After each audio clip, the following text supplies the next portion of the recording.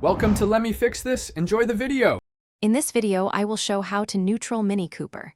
Start by parking on level ground, setting the parking brake, and turning off all electronics. Open the bonnet and disconnect the negative battery terminal to avoid short circuits. Remove any loose items from the cabin to reduce weight while you work. Keep a notepad to track bolt locations and fasteners for smooth reassembly and test drives after adjustments. Begin neutralizing interior odors by removing mats and vacuuming thoroughly, getting into crevices and under seats.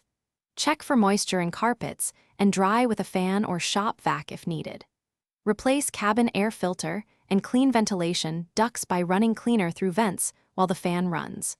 Treat fabric surfaces with a neutralizing spray and allow time to air out with windows open for at least a few hours. Check exterior components like trim and seals for tight fit and replace loose clips to prevent rattles. Confirm tire PSI and tread depth, and inspect wheel alignment if steering pulls to one side. Listen for suspension noises over bumps and address worn shocks or bushings to restore neutral handling. After adjustments, complete a controlled road test to confirm smooth steering response and stable braking performance before returning the.